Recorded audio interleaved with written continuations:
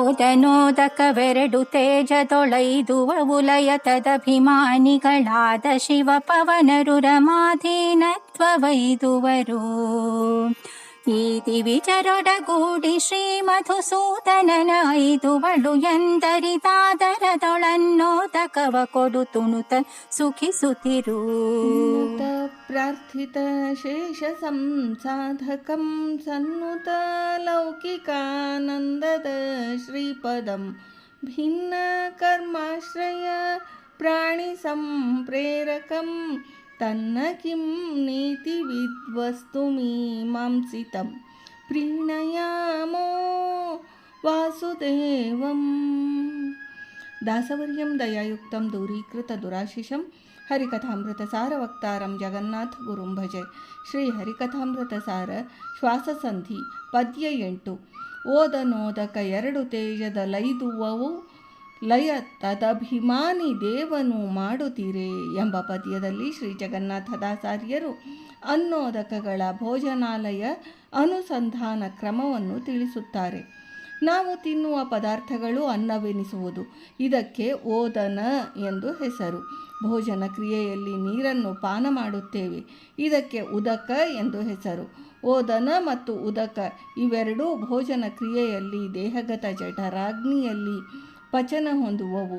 ತೇಜೋರೂಪವಾದ ಜಠರಾಗ್ನಿಯಲ್ಲಿ ಶ್ರೀ ಪರಮಾತ್ಮನು ವೈಶ್ವಾನರ ಎಂಬ ನಾಮಧೇಯದಿಂದ ಸ್ಥಿತನಾಗಿದ್ದು ಭೋಜ್ಯ ವಸ್ತುಗಳನ್ನು ಪಚನಗೊಳಿಸಿ ಜೀರ್ಣ ಮಾಡಿ ರಕ್ತಗತವಾಗುವಂತೆ ಮಾಡುವನು.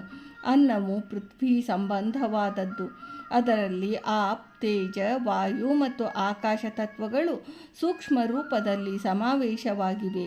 ಇದರಿಂದ ಅನ್ನವು ಪಂಚಭೂತಾತ್ಮಕವಾದದ್ದು. ಅನ್ನಕ್ಕೆ ಮುಖ್ಯಾಭಿಮಾನಿ ದೇವತೆಯು ಮಹರುದ್ರ ದೇವರು. ಚಂದ್ರನು ಅಮುಖ್ಯಾಭಿಮಾನಿ ದೇವತೆಯು. ಕುಡಿಯುವ ನೀರು ಆಪ್ ತತ್ವಾತ್ಮಕವಾದದ್ದು. ರಸವು ಅದರ ಸಹಜ ಗುಣಧರ್ಮವು. ಶ್ರೀ ವಾಯುದೇವರು ಉದಕಾಭಿಮಾನಿಗಳು. ವರುಣನು ಅಮುಖ್ಯ ಅಭಿಮಾನಿಯು. ಅನ್ನದ ಪಚನಕ್ರಿಯೆಯಿಂದ ಹಸಿವೆ ಪರಿಹಾರವಾಗುವುದು. ಉದಕಪಾನದಿಂದ ಬಾಯಾರಿಕೆ ಉಪಶಮನವಾಗುವುದು. ಓದನ ಮತ್ತು ಉದಕಗಳು ತೇಜೋರೂಪವಾದ ಜಠರಾಗ್ನಿಯಲ್ಲಿ ಲಯ ಹೊಂದಿದಾಗ ಓದನಾಭಿಮಾನಿ ರುದ್ರದೇವರು, ಉದಕಾಭಿಮಾನಿ ವಾಯುದೇವರು, ಜಠರಾಗ್ನಿಗೆ ಅಭಿಮಾನಿಯಾದ ತೇಜೋಭಿಮಾನಿಯಾದ ಶ್ರೀರಮಾದೇವಿಯಲ್ಲಿ ಲಯ ಹೊಂದುವರು. ಅಂದರೆ ರುದ್ರಪವನರು ಶ್ರೀರಮಾದೇವಿಗೆ ಆಹಾರವಾಗುವರು.